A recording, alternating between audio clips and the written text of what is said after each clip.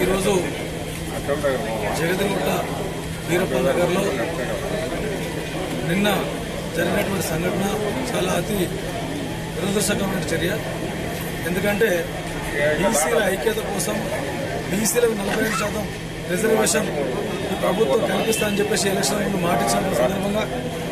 మాటించిన సందర్భంగా ఆ కోరిక నెరవేర్తలేదు. సర్పంచ్ ఎలక్షన్లకు ఎంపీటీసీ ఎలక్షన్ పోతున్నారు కాబట్టి సర్పంచ్ ఎలక్షన్ పెట్టారు కాబట్టి 45% ఈ యొక్క ప్రభుత్వం కాంగ్రెస్ ప్రభుత్వం హామీగానే ఉంది కాబట్టి బీసీలకు న్యాయం జరుగుతుందని చెప్పేసి బీసీ ఉద్యమానికి పోరాడుతున్నటువంటి తీన్మార్ మల్లన్న అయితే ఎవరైతే ఉన్నారో వారి యొక్క నాయకత్వంలో పనిచేసి బీసీలకు న్యాయం జరగని ఉద్దేశంతో నిన్న వారి ఆఫీస్కి వెళ్ళడం జరిగింది.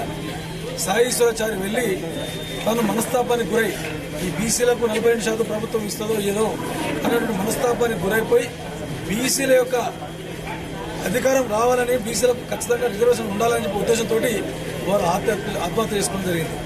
వారి ఆత్మహత్య యావత్ తెలంగాణలో ఉన్నటువంటి బీసీలను కలిసివేసింది.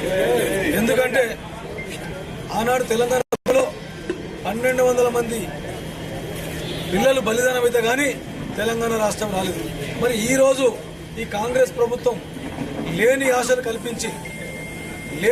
కల్పించేసి చట్టపరంగా ఎట్లా ఎదుర్కోవాలని చెప్పేసి జ్ఞానం లేకుండా ఓట్ల కోసమే నమ్మించి మోసం చేసే కోసము 42% రిజర్వేషన్ చెప్పడం జరిగింది. చెప్పి ఇప్పటికీ కోట్లు వేసినాం అక్కడ వేసిన అరే టెక్నికల్ ఎట్లా పోతే ఆ యొక్క 42% సాధించుకోవచ్చో అది చేయకుండా ఈరోజు చేతులు ఎత్తేసి మేము పార్టీ పరంగా ఇస్తాం ఓటు ఒప్పుకోలేదని చెప్పేసి ఓటు మీద నెట్టి బీసీలకు మరొకసారి అన్యాయం జరుగుతుంది. కాబట్టి ఖబర్దార్ చెప్తున్నాము, బీసీలందరూ ఐక్యత కావాలి. మాకు కావాల్సింది ఈ ఎంపీటీసో సర్పంచో జడ్పీటీసో కాదు, చట్టసభలు ఎక్కడైతే రూపుదిద్దుకుంటాయో ఎమ్మెల్యే కానీ ఎమ్మెల్సీ కానీ పార్లమెంట్లో ఎంపీ స్థానం కానీ ఈ యొక్క చట్టాలు ఎక్కడ రూపొందుతుందో అందులో బీసీలకు ఎక్కువ అవకాశం కల్పించాలి. 56% ఉన్న బీసీలకు ఉన్న ఎమ్మెల్యేలు ఎంత, మరి వేరే కులాలకు ఎంత % ఉన్నది? 78 సంవత్సరాల స్వతంత్రం వచ్చి అయినప్పటికీ కూడా ఇంకా బీసీలకు న్యాయం జరుగుతలేదు. ఓట్లు మాయి సీట్లు మీ అవుతున్నాయి. ఈ యొక్క సాయిశ్వర్ సాక్షిగా ఈ కాడి నుంచి బీసీ బిడ్డల కన్ను తెరవండి. ఓట్లు మనే, సీట్లు కూడా మనే కావాలని చెప్పేసి మీ అందరికి తెలియజేస్తూ బీసీలు చైతన్యం అవసరం ఎంతైనా ఉంది కాబట్టి వారి యొక్క ఆత్మకు శాంతి చేకూరాలని చెప్పేసి అదేవిధంగా ఈ యొక్క పార్లమెంట్ ఎంపీ మన భారతీయ జనతా పార్టీ ఎంపీ ఈటల రాజేందర్ గారు ఈరోజు వచ్చేది ఉండే వారు ఎలక్షన్ యొక్క క్యాంపస్లో హుజరాబాద్లో ఉండడం వల్ల వారు రాలేకపోయారు.